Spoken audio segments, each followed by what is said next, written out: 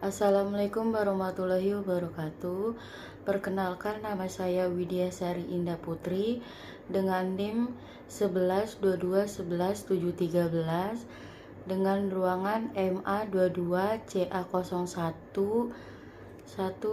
dengan dosen pengampu dengan Bapak Pahalipi Hajijan SPT MM dengan mata kuliah SDM lanjutan. Di sini saya akan membuat video tentang alfa MIDI. Di sini saya akan menjelaskan tentang alfa MIDI dan ada beberapa poin yang akan saya wawancarai dengan sebagai berikut. Pada awal pendirian PT MIDI Utama Indonesia, TBK bernama PT Minimart Utama Perseorangan mulai beroperasi secara konvensi pada tahun 2007. Gerai pertama yang mengandung nama Alfa MIDI terletak di Jalan Garuda, Jakarta Pusat. Konsep Alfa MIDI diciptakan untuk menyusun perubahan belanja konsumen dari belanja bulanan menjadi belanja mingguan di toko terdekat. Alfa MIDI dikembangkan dengan konsep Alfamart Mini yang menetapkan luas area penjualan antara 2000 hingga 40 meter persegi. Keunikan kedai Alfa MIDI dibandingkan dengan gerai sejenisnya adalah Alfa MIDI menyediakan produk French food, olahan makanan beku yang digunakan oleh masyarakat. Pada tahun 2009, Perseorangan melakukan pengembangan jenis bergerai bernama Alfa Fresh yang diperkenalkan sebagai konsep yang menyediakan makanan dan minuman siap saji. Pada tahun 2011, untuk menyempurnakan konsep gerai Alfa Fresh, Perseorangan menandai perjanjian Master License Agreement MLA dengan Lawson in Jepang yang diberikan hak eksklusif bagi Perseorangan untuk menggunakan dan bertindakan sebagai subfranchisor atau trademark atau interflow Lawson di wilayah Indonesia selama 25 tahun dan dapat diperpanjang berdasarkan kesempatan dari belah pihak. Gerai Lawson sebagai gerai yang menyediakan makanan dan minuman siap saji.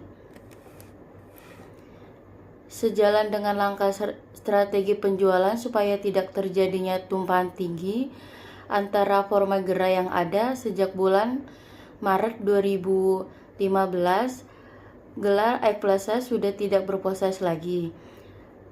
Dinamika bisnis retail di Indonesia terus mengalami perkembangan seiring dengan pertumbuhan segmen media market.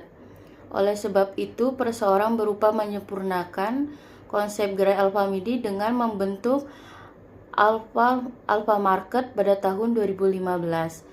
Sebagai jawaban atas peluang usaha Perseorangan, Alfa Market didesain dengan luas area penjualan lebih dari 500 meter persegi.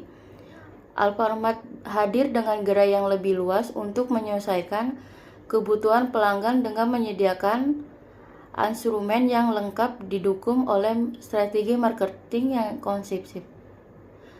konvektif. Perseorangan pengembangan visi untuk menjadi jaringan retail yang menyapu dengan masyarakat, mampu memenuhi harapan dan kebutuhan pelanggan serta memberikan kualitas yang bagus, yang terbaik. Perseorangan telah menerima penghargaan berbagai institusi yang terpercaya, antaranya yaitu Master Dispatch Award of Minimarket dari Makassar, Riset dari Makassar terkini 2011 sampai 2012, Consumer Research Award, I Good Night Frontier in Thai County Store, majalah Sway 2012 sampai 2013. Consumer Lawyer Award, Guggenheim Frontier, majalah Sway 2013 sampai 2015. Media Award dari Fountain Circle Group dari majalah Market pada tahun 2014 sampai 2015. Pada saat ini PT MIDI Utama Indonesia Tbk salah satu jaringan rental yang mudah dijangkau masyarakat luas. Pada tahun 2015, jumlah gerai perseorangan mencapai 1,0063 gerai yang terdiri dari 1,023 gerai Alfamidi, 2 gerai Alfamidi Supermarket, dan 38 gerai Lawson yang tersebar di beberapa pulau Indonesia, meliputi Pulau Jawa, Kalimantan, Sumatera, dan Sulawesi. Jaringan gerai tersebut terdiri dari gerai pemilik sendiri dalam bentuk kerjasama marabala dengan pihak ketiga, didukung dari orang 17,547 karyawan. Perseorangan melekat jutaan pelanggan di seluruh Indonesia. Setiap perusahaan dituntut untuk meningkatkan kinerja pada karyawan, mencapai tujuan perusahaan tersebut. Untuk mencapai tujuan tersebut diperlukan kerangkaian kegiatan yang berupa untuk memeriksa dan mengevaluasi setiap kegiatan operasional yang dilakukan oleh perusahaan, berupa audiens. Dari hasil yang sulit dapat digunakan strategi pada bahan perbaikan ke depan sehingga perusahaan dapat memastikan bahwa setiap kegiatannya berjalan secara efektif dan efisien.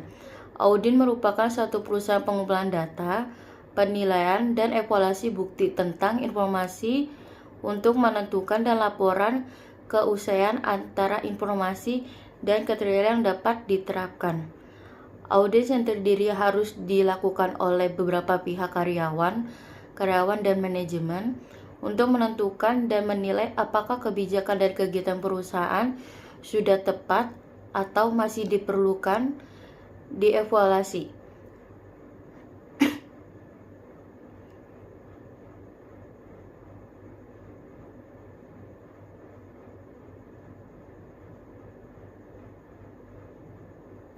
Perusahaan yang berorientasi kepada pembeli harus memandukan keputusan pemasaran dengan fungsi perusahaan yang lainnya. Biasanya bagian pemasaran yang mengkonduksi tugas-tugas pada bagian lain adalah perusahaan secara informal. Hal ini menyebabkan semakin pentingnya bagian pemasaran bagi perusahaan yang dilakukan terlebih dahulu. Juga mengenai soal dana yang harus disediakan oleh operasi sangat berkaitan dengan pemasaran. Dengan semakin banyaknya pesaing dalam dunia usaha yang membuat konsumen mempunyai banyak pilihan yang diberikan oleh perusahaan, sehingga konsumen akan lebih selektif dalam menentukan pilihan produk-produk yang diinginkan oleh konsumen. Tujuan utama dalam proses yang dilakukan oleh perusahaan secara mendasar adalah informasi untuk menarik perhatian dan selanjutnya memberikan pengaruh kepada meningkatkan penjualan. Alama pada tahun 2013. Kegiatan promosi ini harus sejalan dengan rencana pemasaran yang diraihkan dengan kendali untuk mengembangkan laju perusahaan. Mekodim pada tahun 2015. Perusahaan merupakan salah satu kegiatan yang membutuhkan biaya relatif besar, maka harus memiliki perencanaan yang matang agar yang lebih dikeluarkan sesuai peningkatan penjualan. Efektif suatu promosi akan ditentukan dengan tinggi rendahnya penjualan barang. Dengan hasil penjualan sebagian indikator akan mempermudah perusahaan dalam melihat beberapa efektif promosi yang dilaksanakan. dalam kegiatan pemasaran sehingga memperhatikan kualitas produk, penentuan harga, dan persediaan barang, maka unsur promosi memegang peranan yang sangat penting dalam rangkaian. Pemasaran barang karena promosi adalah berkaitan langsung dalam upaya untuk memperkenal produk kepada konsumen dengan meningkatkan hal yang melalui memberikan kesan-kesan yang baik mampu yang diinginkan oleh konsumen. Jika konsumen telah kenal terhadap produk perusahaan tersebut, maka diharapkan akan memiliki mimpi untuk membeli produk tersebut. Oleh karena itu, dalam lingkungan bisnis yang kompetitif, organisasi perlu terus-menerus merangsang perjualan melalui adopsi dari teknik insentif pemasaran. Colliver pada tahun 1998. Dengan kemajuan teknologi, berbagai produk baru yang dikembangkan dan inovasi ke pasar yang sudah untuk meningkatkan kualitas hidup masyarakat. Salah satu cara yang paling efektif dan yang mudah untuk beredar di antara dunia pasar yang kompetitif adalah untuk menerapkan promosi, penjualan promosi, dan kualifikasi sebagai salah satu tulang punggung dan burat pemasaran yang dilakukan untuk digunakan meningkat perilaku pembelaan konsumen. Promosi merupakan faktor penting untuk setiap produk baru atau produk yang hadir melanjutkan hidup di rak pasar. Ambaladel Ahmad Salim Jardal dan Fatima Laser Air pada tahun 2011. Promosi adalah salah satu elemen pasar campuran dan istilah yang digunakan sering adalah pemasaran. Campuran promosi atau alat promosi personal sering beriklan promosi penjualan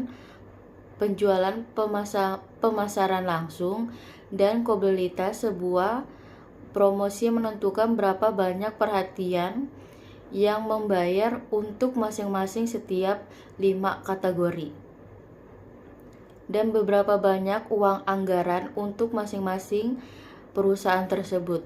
Sebuah rencana promosi dapat berbagai tujuan, termasuk dengan cara sebagai meningkatkan penjualan, penerima produk baru, menciptakan kualitas merek, positioning, dan pembahasan kompetitif, atau penciptaan citra perusahaan pada dasarnya.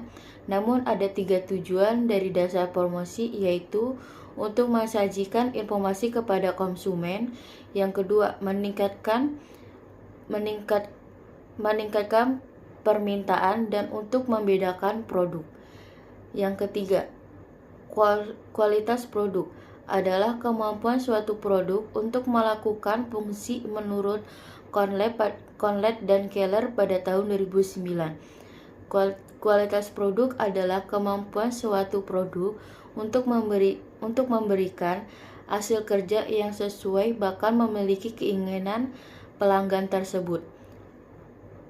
Monte Clostier Paul 2011 berpendapat bahwa hadiah promosi lebih disukai oleh konsumen dibandingkan dengan harga diskon. Sebagai contoh, konsumen lebih menerima hadiah yang memiliki logotip yang tinggi sebagai produk yang mereka beli dari diskon dengan harga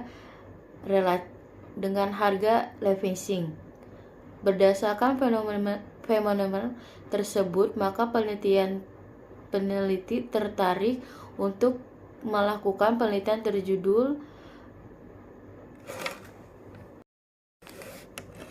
yang berjudul Promosi Terhadap Peningkatan Penjualan pada PT Alfamidi.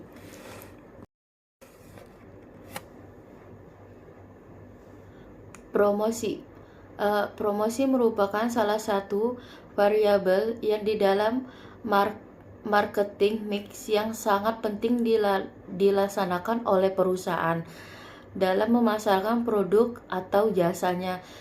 Istilah promosi dapat diartikan sebagai berikut. Sebagai contohnya yaitu promosi adalah arus informasi atau persuasi suatu arah yang dibuat untuk mengarahkan seorang atau organisasi kepada tindakan yang merupakan pertukaran dalam pemasaran tersebut. Yang kedua, promosi adalah semua jenis kegiatan pemasaran yang diajukan untuk mendorong perhatian konsumen. Yang ketiga, promosi adalah salah satu elemen pasar campuran dan istilah yang sering digunakan adalah pemasaran. Yang keempat, promosi merupakan kegiatan penting untuk dilaksanakan perusahaan dalam memasarkan produk maupun jasa yang ditawarkan oleh perusahaan. Yang terakhir, promosi merupakan salah satu kegiatan yang membantu biaya relatif besar, maka harus memiliki perencanaan yang dikeluarkan sesuai dengan peningkatan penjualan tersebut. Ada 4 bauran promosi, diantaranya yaitu iklan.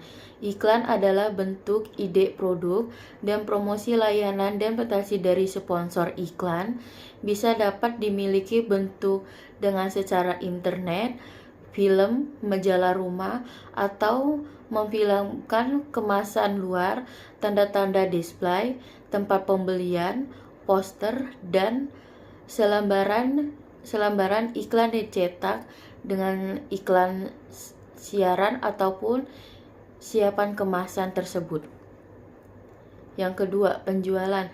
Penjualan merupakan dorongan jangka pendek untuk barter penjualan produk dengan jasa promosi. Penjualan dapat berupa konten, permainan, undian, hadiah, atau pameran dagangan, kupon, rabat dan pembiayaan bunga rendah, hiburan, perdagangan, tunjangan, dan promosi perdagangan tersebut. Hubungan masyarakat. Hubungan masyarakat adalah salah satu penting poin program yang dirancang untuk melihara atau melindungi perusahaan atau kesan produk. Saat ini contohnya dari Humas dapat proses dengan sebagai pidato, seminar, sumbangan awal, sponsor, publikasi, atau hubungan masyarakat, lahirnya tahunan, atau lobby dan media. Yang ketiga, penjualan pribadi. Penjualan pribadi adalah alat yang paling efektif, terutama dalam proses mempengaruhi pembelian, kepercayaan konsumen, dan perilaku pelanggan dalam memberikan produk. Contohnya, penjualan pribadi bisa mempresentasikan penjualan, pertemuan penjualan, atau dengan cara program insentif dan pameran. Kemudian, pertimbangan penggunaan media yang akan dipakai untuk pasangan iklan di suatu media antara lain yaitu dengan jangkauan media yang digunakan, sasaran atau konsumen akan yang dituju, tujuan iklan tersebut, biaya yang akan dikeluarkan oleh suatu perusahaan. Promosi dapat didefinisikan sebagai bentuk komunikasi pemasaran. Komunikasi pemasaran adalah aktivitas pemasaran yang berusaha menyebarkan informasi, mempengaruhi atau membujuk dan dengan atau menginginkan sasaran bagi perusahaan dalam produk agar bersedia menerima pembeli dan loyal kepada produk yang ditawarkan oleh perusahaan yang bersangkutan. Untuk menarik konsumen untuk membeli lebih banyak untuk mencoba produk dan layanan perusahaan, hal para promosi tersebut penjualan meningkatkan pengukuran saham yang digunakan untuk menarik contoh konsumen. Promosi dapat diefektif sebagai bentuk komunikasi pemasaran. Komunikasi pemasaran sebagai bentuk berusaha menyebarkan informasi, mempengaruhi, memujuk, menginginkan pasar bagi perusahaan, dan produknya bersedia menerima, memberi, dan loyal kepada produk yang ditawarkan oleh perusahaan yang bersangkutan oleh konsumen. Promosi kegiatan yang paling berperan aktif dalam memperkenalkan, menginformasi, dan mengikat manfaat dari produk rangka mendorong konsumen untuk membeli produk yang dipromosikan. Untuk menahan promosi, setiap perusahaan harus dapat menentukan masa alat promosi yang digunakan untuk mencapai keberhasilan dalam penjualan karyawan masing-masing. Menurut Multisumarti dalam buku Bauran Pemasaran dan Loyalitas, pelanggan penjualan dapat dibedakan menjadi yaitu dengan cara penjualan langsung.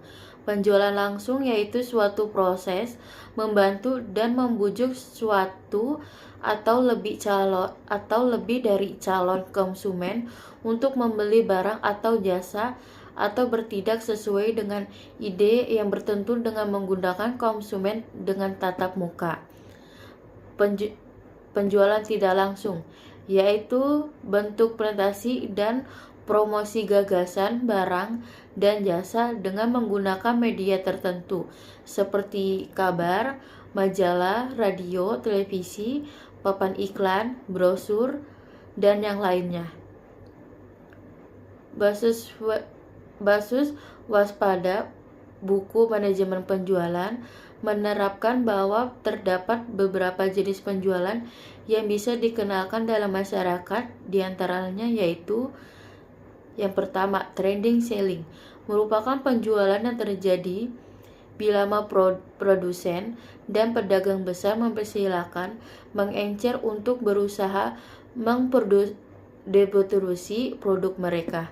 Yang kedua, Mr. Long Selling merupakan penjualan tingkat berusaha mendorong pembeli untuk membeli barang dan penyaluran perusahaan. Yang ketiga, standing selling berusaha meningkatkan penjualan dengan pemberian saran dan nasihat kepada pembeli akhir dan barang jasa. Yang ketiga, new business selling berusaha membuka transaksi, berusaha dengan membuat calon pembeli menjadi pembeli serta hal yang dilakukan perusahaan asuransi. Yang ketiga, refocusing selling. Setiap tenaga penjualan diterapkan dapat memberikan reaksi terhadap permintaan pembeli melalui ordering on training. Dan di sini ada beberapa faktor-faktor yang mempengaruhi volume penjualan, antara lain yaitu kualitas barang. Kualitas barang, turunnya mutu barang dapat mempengaruhi volume penjualan. Jika barang yang diperdagangkan mutu menurun dapat menyebabkan pembeli yang sudah menjadi pelanggan dapat merasa kecewa sehingga mereka bisa berpaling kepada produk yang lain mutunya lebih baik. Selera konsumen tidaklah tepat dan tidak dapat disebabkan setiap saatnya. Bila mana selera konsumen terhadap barang-barang yang kita perjualankan berubah, maka volume penjualan akan menurun. Servis terhadap pelanggan merupakan faktor penting dalam usaha memperlancar penjualan terhadap usaha di mana tingkatan persaingan semakin tajam. Dengan adanya servis yang baik terhadap para pelanggan sehingga dapat meningkatkan volume penjualan. Untuk mengembangkan konsumen yang efektif perlu dapat program, yaitu mengidentifikasi audiens sasaran. Yang kedua, menentukan tujuan komunikasi pada konsumen dan karyawan. Yang ketiga, perencanaan pesanan. Yang empat, menyeleksi saluran komunikasi dengan konsumen dan karyawan dan perusahaan tersebut. Yang keempat, menetapkan jumlah anggaran promosi perusahaan. yang sudah saya jelaskan di poin pertama. Pertama, gimana sih dengan caranya promosi terhadap meningkatkan penjualan pada PT Alfamidi.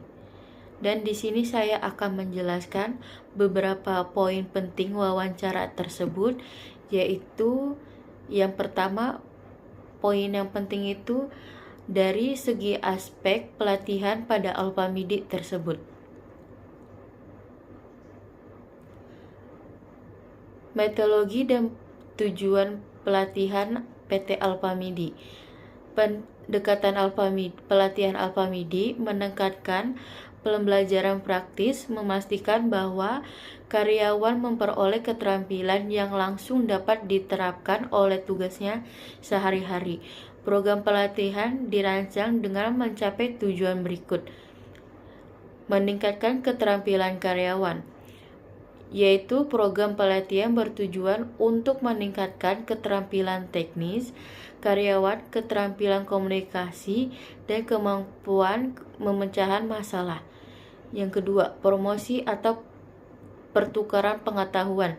Sesi pelatihan mendorong pertukaran pengetahuan di antara karyawan, menumpuk budaya belajar dan meningkatkan berkelanjutan. Yang ketiga, mengembangkan potensi kepemimpinan. Alfamidi berinvestasi dalam program pelatihan yang menumpuk keterampilan kepemimpinan atau memperdayakan karyawan untuk mengambil tanggung jawab yang lebih besar pada perusahaan tersebut. Yang ketiga, meningkatkan moral karyawan. Program pelatihan berkontribusi pada lingkungan kerja yang positif, menumpuk keterampilan dan motivasi karyawan tersebut. Dan di sini juga ada beberapa dampak pelatihan terhadap operasional dari segi aspek pelatihan pada Alfamidi, yaitu adalah dampaknya pelayanan pelanggan yang lebih baik. Karyawan yang lebih terlatih dengan baik memberikan pelayanan pelanggan yang efisien dan sopan, meningkatkan kepuasan pada pelanggan. Yang kedua, efisien operasional yang ditingkatkan. Karyawan terlatih berkonsentrasi pada operasi yang lebih lancar, mengurangi kesalahan dan meningkatkan produktivitas. Yang ketiga, perputaran karyawan yang berkurang. Program pelatihan membantu mempertahankan karyawan dan mengurangi berputaran dan biaya yang terkait. Yang ketiga, reputasi merek yang lebih kuat. Tenaga karyawan yang berlatih dengan baik berkontribusi pada citra merek yang positif, meningkatkan loyalitas dan kepercayaan pelanggan tersebut. Yang poin kedua, saya akan menjelaskan tentang kompetensi dan kepuasan karyawan pada Alfamidi. Alfamidi sebagai perusahaan retail yang berkembang pesat menyadari pentingnya kompetensi dan kepuasan karyawan dalam mencapai tujuan bisnisnya. Mereka menerapkan strategi kompetensi dan kesejahteraan yang dirancang untuk menarik, motivasi, dan mempertahankan karyawan yang berbakat. Kompetensi Alfamidi terdiri dari beberapa komponen yang dirancang untuk memberikan penghargaan yang adil dan kompetitif pada karyawan berdasarkan peran, kinerja, dan pengalaman mereka masing-masing. Yang pertama, gaji pokok. Gaji pokok Alfamidi menawarkan gaji pokok yang kompetitif berdasarkan standar industri dan peran karyawan. Yang kedua, tunjangan. Selain gaji pokok, Alfamidi memberikan tunjangan tambahan seperti tunjangan kesehatan, tunjangan hari raya, dan tunjangan lainnya yang disesuaikan dengan kebijakan perusahaan tersebut. Yang ketiga, bonus. Alfamidi memberikan bonus kepada karyawan berdasarkan kinerja individu atau pencapaian perusahaan tersebut. Yang keempat, insentif. Alfamidi juga menawarkan sistem insentif untuk motivasi karyawan dalam mencapai target penjualan aturan kinerja yang ditetapkan oleh perusahaan tersebut. Kepuasan karyawan Alfamidi. Alfamidi memahami bahwa konveksi hanyalah satu aspek dari kepuasan karyawan masing-masing. Mereka juga harus fokus pada faktor-faktor yang lainnya, berkontribusi pada kesejahteraan dan motivasi karyawan, seperti lingkungan kerja yang positif. Alfamidi berusaha menciptakan lingkungan kerja yang positif dan inklusif dan suportif yang mendorong kolaborasi dan komunikasi yang lebih baik. Kedua, peluang pengembangan karir.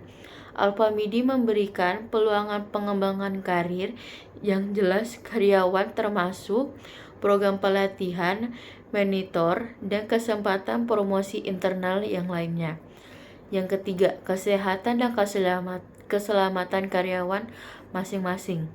Alfamidi memprioritaskan kesehatan dan keselamatan karyawan dengan menyediakan lingkungan kerja yang aman dan sehat, serta program kesejahteraan yang mendukung keseimbangan hidup kerja karyawan. Yang ketiga, yang keempat, komunikasi yang terbuka. Alfamidi mendorong komunikasi yang terbuka dan transparan antara manajemen dan karyawan, menciptakan lingkungan dan masukan ide-ide karyawan yang dihargai. Dan di sini saya juga akan menjelaskan dampak konveksi dan kepuasan karyawan di PT Alfamidi. Konveksi dan kepuasan karyawan yang baik memiliki dampak positif yang signifikan bagi Alfamidi tersebut, yaitu dengan sebagai contohnya meningkatkan produktivitas. Karyawan yang terinovasi di masa dihargai cenderung lebih produktif dan terdedikasi kepada pekerjaan mereka masing-masing. Kedua, berputaran karyawan yang rendah. Konveksi dan kepuasan karyawan yang baik dapat membantu mengurangi perputaran karyawan, mengurangi biaya perekrutan dan pelatihan. Yang ketiga, pelayanan pelanggan yang lebih baik. Karyawan yang puas cenderung lebih ramah dan responsif kepada pelanggan dan meningkatkan kepuasan pelanggan tersebut. Yang keempat, reputasi merek yang kuat. Perusahaan dengan karyawan yang puas cenderung memiliki reputasi merek yang lebih kuat, menarik talenta terbaik, dan meningkatkan loyalitas pelanggan. Di sini saya akan memberikan tambahan poin lagi tentang disiplinnya kerja karyawan PT Alfamidi. PT Alfamidi sebagai perusahaan retail yang besar memiliki standar disiplinan kerja yang ketat untuk memastikan kelancaran operasional dan memberikan pelayanan terkait dari pelanggan. Disiplinan kerja Alfamidi mencakup beberapa aspek melalui dari kehadiran, penampilan, sehingga etika kerja karyawan masing-masing. Aspek disiplinan kerja PT Alfamidi. Kehadiran, yaitu karyawan diwajibkan hadir tepat waktu sesuai dengan jadwal kerja yang ditetapkan dan keterlambatan hingga tanpa alasan yang sah dan dikenai sanksi tersebut. Yang kedua, penampilan. Karyawan harus berpenampilan rapi, sopan, dan berpakaian dengan seragam yang telah ditentukan oleh perusahaan. Penampilan yang tidak sesuai dengan standar perusahaan akan dikenai teguran oleh perusahaan. Etika kerja. Karyawan diharapkan bersikap operasional, ramah, dan sopan kepada pelanggan, rekan kerja, dan atasan mereka masing-masing. Yang ketiga, kepatuhan terhadap aturan. Karyawan yang harus mematuhi sesuai peraturan perusahaan, termasuk peraturan keselamatan kerja, pengguna teknologi, dan penenggakan barang.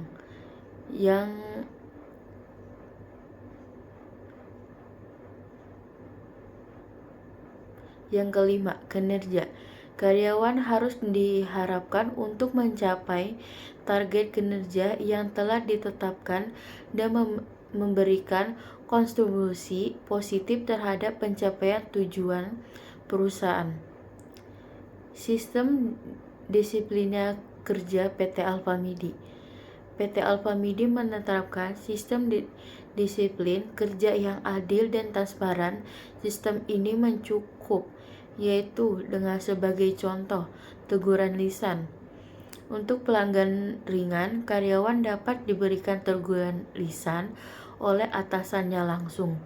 Yang kedua, teguran tertulis.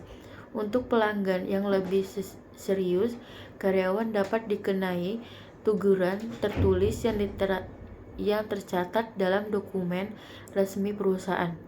Yang ketiga, sanksi lainnya.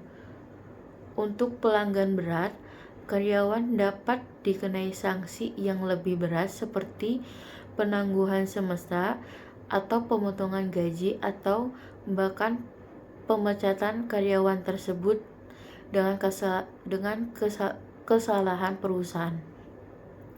Tujuan disiplinan kerja. Disiplinan kerja PT Alfamidi bertujuan untuk meningkatkan efisien dan produktivitas. Disiplinan kerja yang tinggi dapat meningkatkan efisien dan produktivitas karyawan, sehingga perusahaan dapat mencapai target operasionalnya. Yang kedua, memberikan pelayanan pelanggan yang baik. Karyawan yang disiplin akan memberikan pelayanan pelanggan yang baik, operasional, dan meningkatkan kepuasan pada pelanggan. Yang ketiga, mempertahankan citra perusahaan. Disiplinan kerja yang tinggi dapat menjaga perusahaan yang baik dan meningkatkan kepercayaan oleh terhadap pelanggan. Yang keempat, membangun budaya kerja yang positif. Disiplinan kerja yang diterapkan dengan adil dan transparan dapat membangun budaya yang positif yang mendorong karyawan untuk bekerja dengan penuh tanggung jawabnya mereka masing-masing. PT Alfamidi ini memiliki standar disiplinan kerja yang ketat untuk memastikan kelancaran operasional dan memberikan pelayanan terkait kepada pelanggan.